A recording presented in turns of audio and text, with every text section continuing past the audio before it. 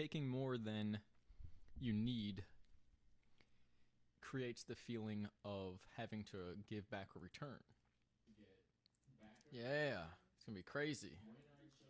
Now we're what the? Please stop. No. Oh, I can't make it stop now. I knew that was gonna happen. Where is it playing? Oh, why didn't that show up? Why didn't that show up before? So then I'm involving you with this because I've been ran in circles with all types of stuff going on. And so yeah, I'll be right back. It's interesting. Let's see if it I guess it works. So taking too much, then you feel like you have to give back. Taking not enough, you feel like you need more. You're only free when you take just what you need and you place yourself neither ahead of yourself or behind where you are. In the other way, the other idea, taking more than you need, maybe consistently throughout your life, is the only way you can truly negatively impact the entire world with a simple thought or a single action in a way that the entire world will feel that psychic perspective of you upon yourself ultimately and have to heal with you through that. And in that sense, they feel as if you have to give something to them. Now, it doesn't work that way if it's, it only works truly when we understand. The only thing that we feel and understand as true is what's in our own universe. So if you feel you've done that and you need to give back, then they feel that too. If somebody else does and they're enforcing that, but you truly don't, then you truly don't in a sense.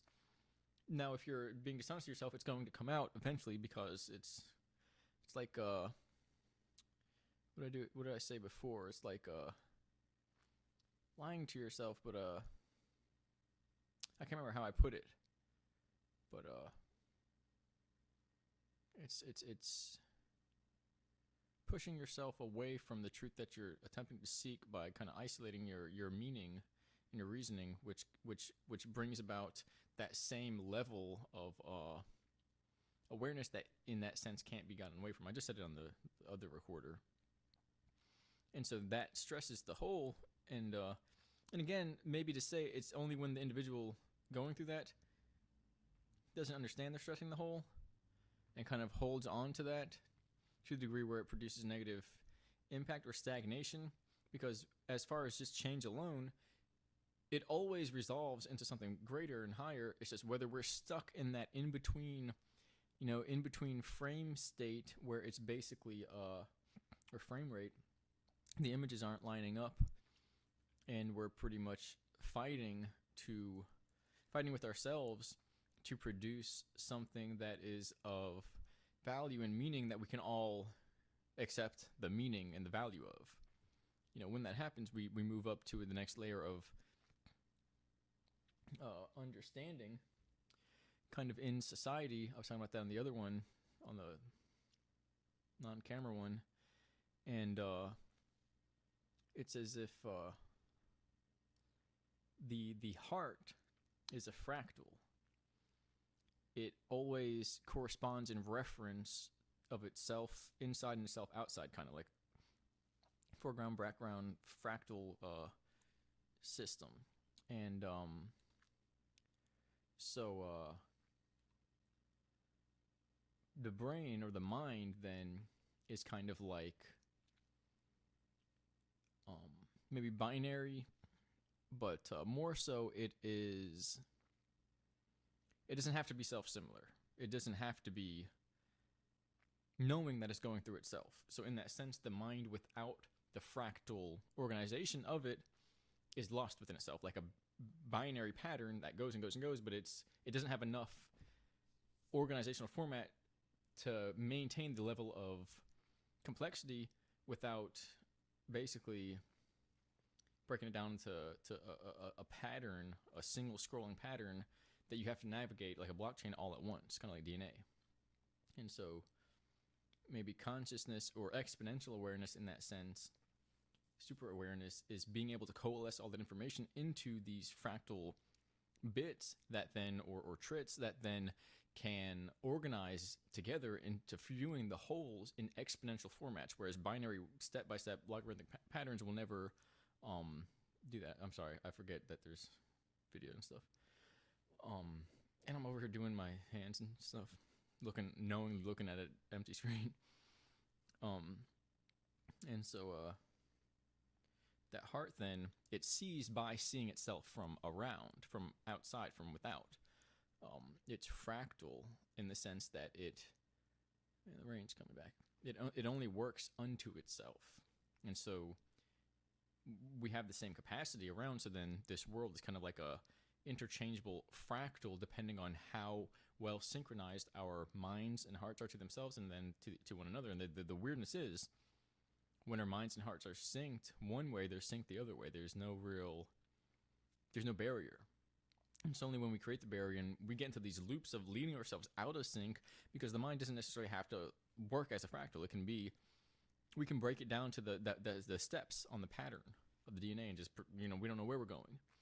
And so it's like the mind has to be kind of shown the ability to know reality through itself, through it producing the self-similar patterns, and ultimately placing its awareness in each moment, or seeing how the moments form, by never forgetting these fractal congruent principles of basically self-similarity, which is in the sense that what you feel and what you do, you're making yourself out to be in a way to the world. And how you are, if that's matched up with how everyone else sees you, or how you feel about yourself after everyone else sees you, and you know how they feel, and you really get to see yourself. It's not about their opinions, but it's what they see without you even being told or anything. So when we see ourselves, or at the whole, at that point, we don't even have to know. You can go up and see the whole, and you come back down, and you just you to you. And at that point, if what you're doing is actually self-similar to what you see up there, then the mind and the path that you've made, the choices that you've made, your mind was following the truth, which is your feeling, because your feeling is always self-similar. You're not choosing. It's just, it is what it is. And the pure awareness feeling, we're not talking about any other attribute of feeling. The way your will, your the options of free will detail in the environment, and your attentive consciousness duration in time, the variation you have, how they come together and produce the sense of you. Not really talking about like how you feel, when you do this or that or anything. How much feeling there is in your world, and how much your world is based upon that as the kind of guidepost, or maybe the signs, the director, or whether the mind is basically running the show, which basically means a dial is running the show, which really just means that somebody's watching a dial or a readout and using that to determine reality, when that's not how nature works, because it's as efficient as if you mapped out everything proportion by proportion mathematically, but it's just throwing things into proportion based upon it feels is the right way. This is the right motion there. When this should go there, it should be right the way it feels that way. There's nobody drawing and mapping it out. It's just on feeling. And so that feeling of continuity with what's right within you, putting yourself on the right level, keeping yourself in the scope, this perspective,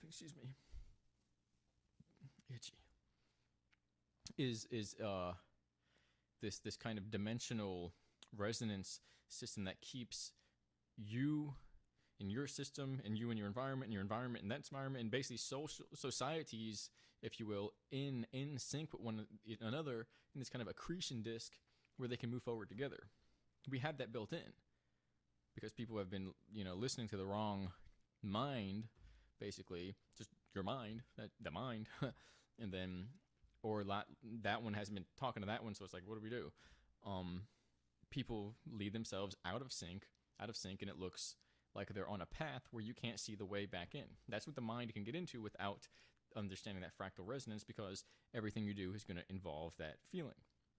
Now, where emotions, associated emotions, programming, all that stuff, like intimate feelings or things like that, that's all peripheral. Your willpower, how something makes you feel, what your choice is, and when you compare that to the world and what you want to be in the world, that's your feeling. That's your journey. If anything else gets in between that, that's what you're doing momentarily. It's always going to go back to how you feel about that and how you feel about that, and that's what it is, not in any other interpretive sense. It always zeroes out, if you will. And so then the mind, zero out, forget it, just chill. It doesn't want to do that. If you get a mystery or something, or not an accusation, but like a discrepancy or something, the mind is a pain in the ass. It'll just continue. That overlays over the heart, and we think, because the ego wearing the crown, that's what the king is. The ego, it has the crown. It's the fake heart. That's not the heart. The crown bows to the heart.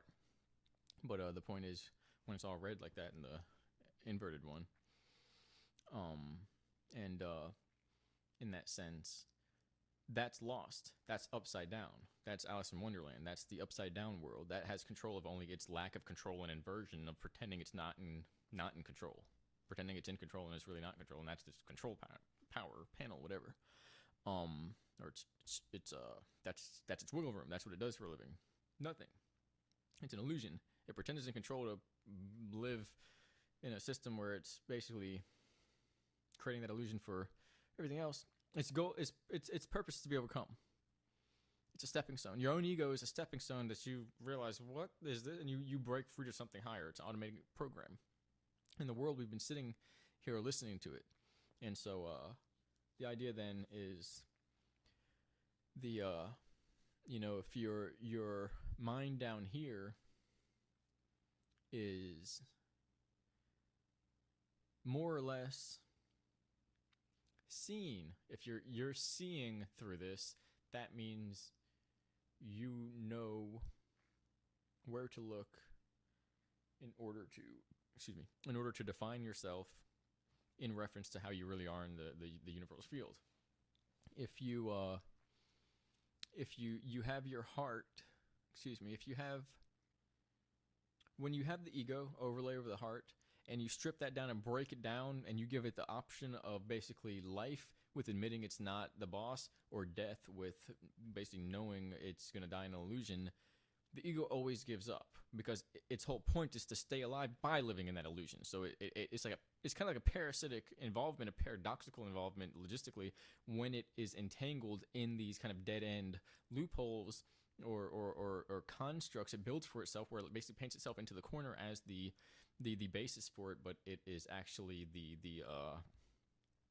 it's either the tippy top that doesn't even exist. It's just kind of like a interchangeable idea, or it is incapable of seeing the basis because it is all around it in that sense, and more so, it's an artificial aspect of the will and the power that for so many decisions or choices worked against itself in a closing down of the scope that the true mind and the true willpower has no interest in being limited by. And so we have this kind of self-entrapment through that. And the overlays are undone with acceptance and by exploring what it is that the mind seeks to accomplish by participating in and taking on that charade of loss of control or however that's going to play out. Let me check this and see. So that's working, and that's working. And because ultimately it's viewed as a game, a charade, a play, a kind of persistent delusion where we got to take control because we're not control, because we're not control, because we got to take control. And so it's, as long as you want to play the game, it's a rubber-necked, double-ended, backwards-facing, inverse, like polygonal or parabolic, cardioid polygon. That's not even sensible, the polygon part, but it's like a recursive reflection. And so the farther you look to see how far you got away from how far you went, pretty much you don't go anywhere, but the looking aspect of where you're at is taken around and goes down this kind of like tunnel of perception or time or bent light, and you get the perception of looking that far, which is kind of paradoxically putting you closer to yourself in a way that it's an illusion. It's not you. It doesn't exist. But by showing you that what's not you, you put yourself closer to yourself by knowing what you are. And so it's like a mind game. But then it's only when we lock ourselves in and we get stuck in that role where it's like playing a video game. It's literally like a 2D sheet, and we form this reality, and eventually the others have to pull you back from the sheet, and this world kind of it lifts up, and you realize there's more going on in the distance between your eyes behind you. It's actually, you've seen that in movies, you've seen that everywhere, zooming in through the eyes and this, that, and the other, and then there's like more space behind it. Once you see it, you'll know, and it's a weird one. All right, thank you.